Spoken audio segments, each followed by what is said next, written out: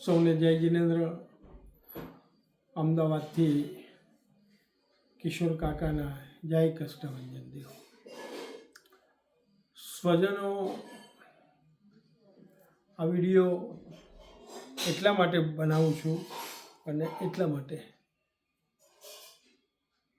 એક પ્રેરણાદાયક કામ વઢવાણની અંદર ભાઈ મોન્ટુભાઈ એના માતુશ્રી આરતીબેન 64 વર્ષની ઉંમરે અરહિત શરણ પામ્યા. તેમની પાછળ એક સુંદર ભજન સંધ્યા રાખી.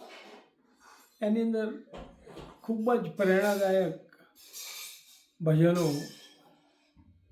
ભાઈએ આપણને બધાને સંભળાવ્યા હતા જે આવ્યા હતા એમને. પણ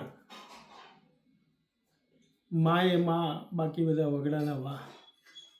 માનું ઋણ કેવી રીતે ચૂકવવું એ મોન્ટુએ સમાજને એક નવો રાહ ચીંધ્યો છે. સ્વજનો, આ વસ્તુની ખૂબ જ ગંભીરતા લેજો અને ખાસ આપણા સમાજને હું વિનંતી કરું છું. બેફામ ખર્ચા રિંગ સેરેમનીની અંદર અને તમે લગ્નની અંદર રિટર્ન ગિફ્ટ આપો છો, બિલકુલ યુઝલેસ છે. મરણ વખતે તમે લાણું આપો છો એ બિલકુલ યુઝલેસ છે. કારણ કે 100-150 રૂપિયાની તમે જે વસ્તુ આપો છો એ કોઈ પણ પરિવારની અંદર આ વસ્તુ હોય છે જ અને બિલકુલ યુઝલેસ થઈ જાય છે. પણ ભાઈ મોન્ટુએ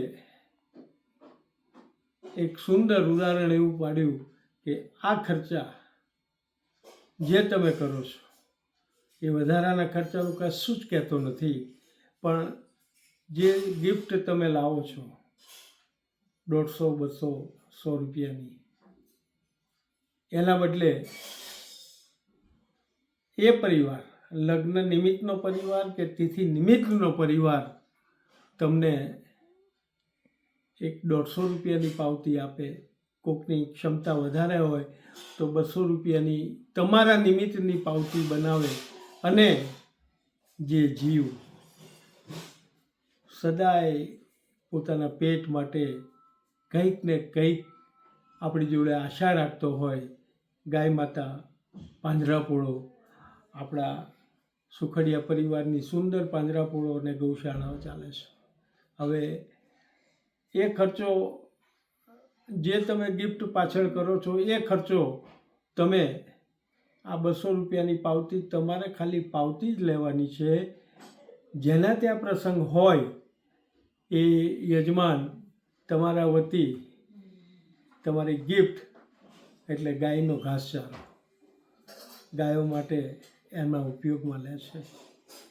કહેવત છે કે એક ગાયના પૂળાનું નિરણ તમે ગાયને નાખો એટલે 32 કરોડ દેવતાનો રસ એના પેદા કરે છે અને એ 32 કરોડ દેવતાઓ તમને આશીર્વાદ આપે છે.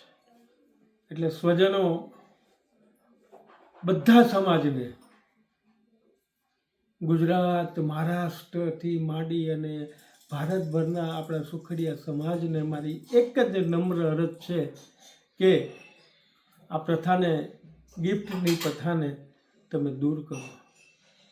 હું તો તિથિમાં માનતો નથી, પ્રી વેડિંગમાં માનતો નથી, પણ એ કરો. પણ એની પાછળ જે તમે ખોટો ખર્ચો કરો છો અને જે ગિફ્ટોના અંતે આપો છો યુઝલેસ છે, એની જગ્યાએ તમે 200 રૂપિયાની પાવતી ફળાવી અને તમે આ ગાયોના ઘાસચારામાં આપશો તો કેટલું પુણ્ય મળશે વિચાર કરો. મહારાષ્ટ્રના ભાઈઓ ન્યાય ડોંગરીની અંદર જે આપણી ગૌશાળા ચાલે છે, વિશાલભાઈ, ધર્મેન્દ્રભાઈ, ભાઈ મયુરભાઈ બી આવ્યા હતા, વિજયભાઈ બી આવ્યા હતા. એમને શું પડી હતી? મોન્ટુ એમનો બહુ જ અંગત મિત્ર હતો અને આખી પ્રપોઝલ ભાઈ સંગીતકારે આપી અને મોન્ટુએ સહસ એને સ્વીકારી.